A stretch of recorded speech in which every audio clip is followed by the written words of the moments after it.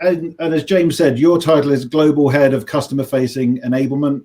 We had a conversation earlier, because obviously that's been the title ever since we've been speaking for the last 18 months.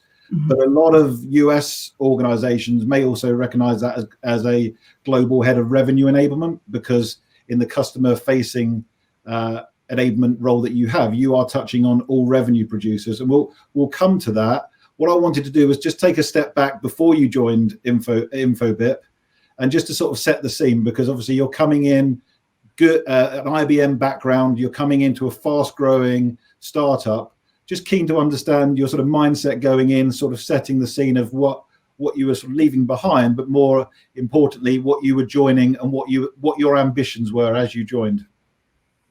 Okay, thank you for that question. So once I joined, I always wanted to try to work for the local company, somebody who has headquarters in Croatia. And during those 15 years, I collected so much experience in IBM and knowledge that I was just eager to share and apply that somewhere, and actually to increase my own impact. So that was the reason why I joined the Infobip. And I know they are really fast-growing company, and there will be lots of unknown areas, no processes. That was part I will not miss about IBM. So no strict processes, and I will have opportunity to create. And for me, that was not even job offer. For me, that was mission. Perfect. And as you mentioned, and the title of this session is about building enablement from scratch. Just before we get into sort of the initial challenges, when you were coming in, before you had actually got settled, what were your goals, or what were you thinking before you even started in terms of your dreams or ambitions? Well, to be very honest, when I got the job, first I was Googling what is enablement and what is not enablement. And then I said, oh my God, this is perfect for me. As I was always keen to, share all the knowledge, inspire others. And first my impression was, will I get CEO support? Will I be supported by, C-level? That was my first one. Perfect. And then from when we're looking at that role, so you've got the job, you're starting day one in Infobip. Can you just talk a bit about what you expected coming in, what was there already? Can you just give a bit of background? Because there's a lot of companies obviously started on this journey, but there's also a lot of companies who are probably in the same situation as you were 18 months ago. So what did you come into from an enablement perspective, if anything?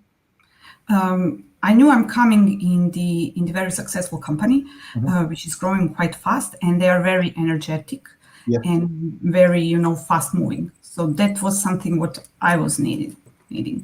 And I was expecting them, maybe to already have enablement to that point of time. But when I came, I saw great opportunity as,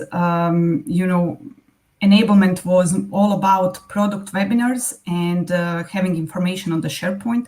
So I immediately saw, oh my God, this is purely mission for me. I can really establish from the scratch. I can actually implement a lot of good enablement things we had in previous company and from my previous experience. And I immediately connected with all people who had enablement in the title in the LinkedIn, become part of all societies and the networks, just to learn from them. And my brain was working, don't be over excited about anything, just please, focus and ensure that you will have a quick wins. So I wanted to have enablement strategy after 1 month I come there. And my only goal first 1 month was to observe what's going on, how enablement currently is functioning, how is collaboration between sales ops, PMM side, and C-level guys, sales directors, and so on. So mission was accomplished. I finally draft my strategy. I have got two team members to support me.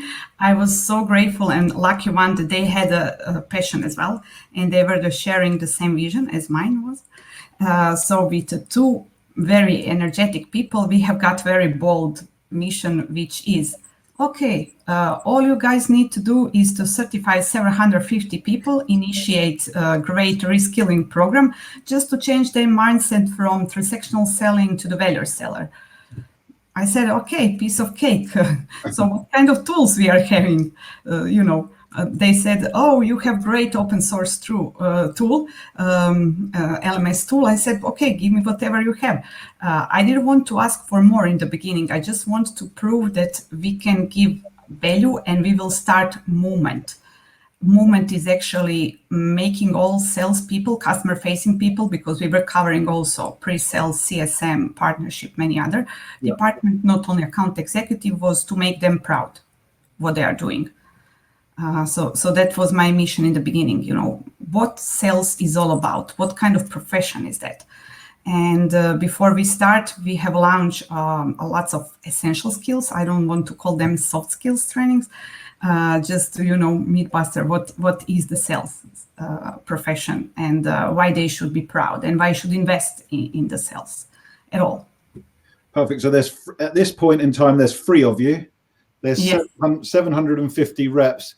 At that point, looking back then, not what it is now, but because obviously I know things have changed, but from a manager, frontline manager's point of view, how involved were they at the time when you joined?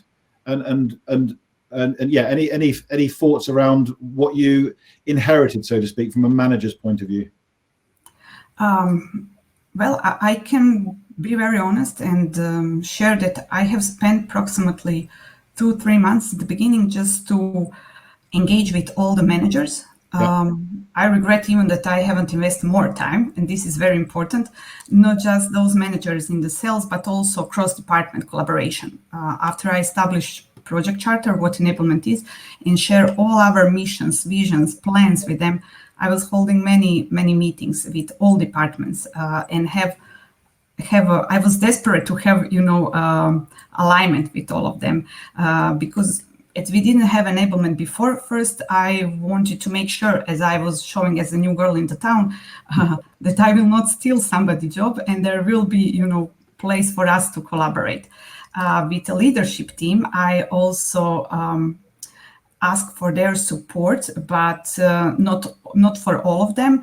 It would be too big for 3 of us to handle, as we are covering whole world and multiple time zones. And actually, what we have asked for, 5 leaders per region. We have 7 regions, to support us in a way to be our champions, and actually to attend all the role plays after the digital program we run.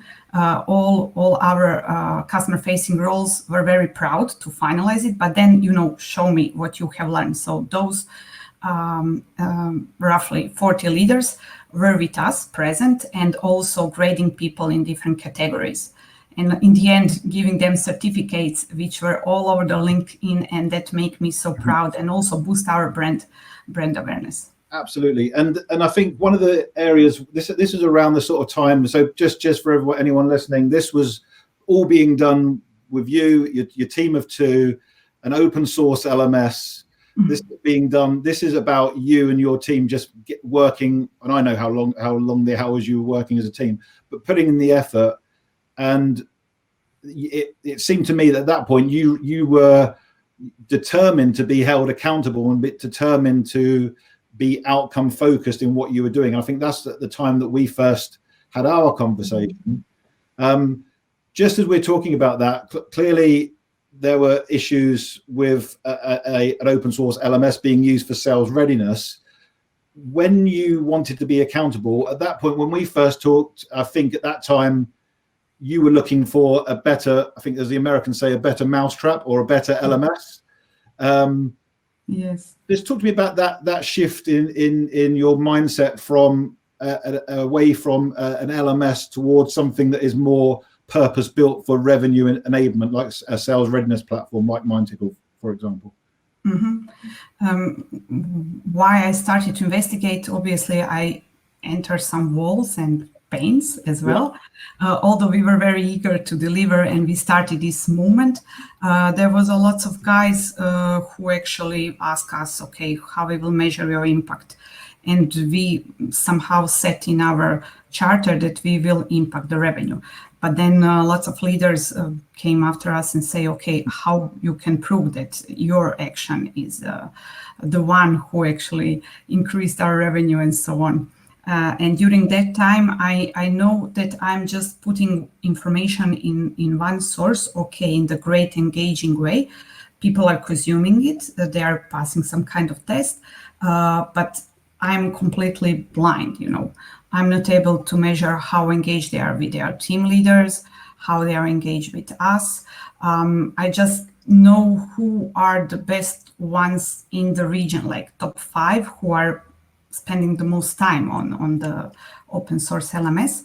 And I couldn't link Salesforce, actually our CRM system, their pipeline. I was far away from sales velocity formula. I couldn't prove what is whether we impacted win ratio, average deal size, increase, decrease sales cycle, nothing. And then I was, of course, all the time Google it, researching it, and I said, okay, we need new baby, our new digital. We should start use technology really as a team. And this is where I have got also C-level support, because we already have proven track record that we can deliver also without tool and people. And then they said, okay, let's see what you need. And then I started to investigate. I thought I need LMS. And then I met also Anthony, and he applied for this tender LMS. And he told me that it's all the time, it's not feeding people with the knowledge, but also practicing. And he opened that window for me, so that was very nice. People should practice and gain self-confidence, and you should actually give them the check whether they are ready to pitch your product and to go to the market. So this new concept, the revenue readiness, sales readiness, that was, mind-blowing for me during that time. It was like a year ago or something like this. Yes, it was. And just in terms of, so getting that, again, the technology coming in, and obviously to cut a long story short, obviously we have a relationship now, MindTickle and Infobip, working closely together. But what you were looking to do is instill more pride and confidence in your salespeople, reinforce behavior and get them practicing. But also, and I think this is important for anyone in sales enablement listening, is to, if you want to get the respect of the stakeholders, you have to talk about outcomes, you have to be accountable. You also need to talk about correlation, so your program's correlating with outcomes, not causing, otherwise sales will, as you said, they'll come after you saying, what are you claiming? But there is direct correlation between strong programs, onboarding certification programs, and those business outcomes. If we now look at, obviously, MindTickle has been launched already, so that's live. We're also looking at conversation intelligence to help with that and other pieces. In terms of your team now, because you obviously proved you could do stuff without tools, which I think is great, you've now got the platform that enables you to do what you were looking to do. Can you just talk about the size of the team now and where things are going in what is, after all, quite a short space of time? Oh, yes. Now we are professionals. Now we are having much more people. We have 1,000 people to handle. Also, demand generation, partnership. We are also launching enablement program for external companies, which are our partners, partnership onboarding and certification program. But team is now much bigger. It's 14 of us, and we are still hiring. We have covered all the regions. We have people who are specialized just in technology, because we have many integrations and not just with the Salesforce. So we have a person who is just technology, data analytics. We have content creators. We have a person who is specialized just in the sales methodologies. and sales cycle processes like pipeline forecasting, account management, and so on. And also we have regional leaders, and we have person who is specialized just for the pre-sales onboarding or just for the account executive onboarding and reskilling. Partnership as well, as I have mentioned. And still, we see lots of people that are missing as we are becoming more picky, and more knowledgeable. We see great area how to leave the impact and help and support our revenue roles. Perfect. And I think that is testimony itself that in what is roughly about 12 months, if that, in fact, it's more like 8 months since we started, but this is about what you've done being outcome obsessed, but also your CRO, the sales leadership, the wider stakeholders really buying into enablement as a revenue producing department and not a cost department. And you see a lot of companies, and I'm hopefully some of them will be listening now and maybe thinking about this, or people in enablement who are still at 1 or 2 people. In order to get treated as a revenue producing part of the organization, you have to talk about the outcomes, you have to push to drive the outcomes, and you have to want to be accountable. And I think it's great that you've come in with that mindset, and you inspired me, Anthony, with this speech, really, to be very honest, because you mentioned keyword, which is cost for me. Yes. And at the beginning I was worried about cost, and then my chief revenue officer told me, and Anna, what is the cost of doing nothing? How this will hit us? And I was amazed with this way of thinking. Also, I have got great support from VP of Sales, who actually established this role, as in many sales and revenue conferences, they have been mentioning that revenue enablement is the key of generating the revenue. Why? Because we cannot track any more sales just as a number game, really. We need coaching. We need to link their engagement in investment in themselves with their performance. And after we change our approach, and thanks to all technology we are using, we are coming much more prepared. So before the coaching, we know where they are in terms of the results, pipeline, targets, everything. And we can better prepare. Also, we have data, how engaged they are in all materials we are producing for them, all the quest and assessment they have accomplished, and so on. So complete blood picture, Perfect. And just in the final question from me, and anyone who's interested in hearing more, because there's a lot more to this story that we couldn't cover obviously in this time, please connect with Anna on LinkedIn. I'll post Anna's LinkedIn profile later, just after this. And just one final question from me, Anna, literally 1 minute I think we've got, because Owen's popped up, so we just have 1 minute. What are the 1 or 2 things that you wish you had known 12 months ago that would help somebody else in your position to maybe save themselves a bit of time? Technology can save your time, really, and in your energy. And please spend, if you have, 1 hour, 30 minutes in researching, analyzing, 20 minutes in planning, 10 minutes in executing. I'm not a patient person by my nature. I just want to see results as quickly as possible. But now I would spend, 2 months just in investigating and researching, planning, not immediately starting with delivery. Perfect. And I really appreciate your time. Great to speak to you. Good to see you again.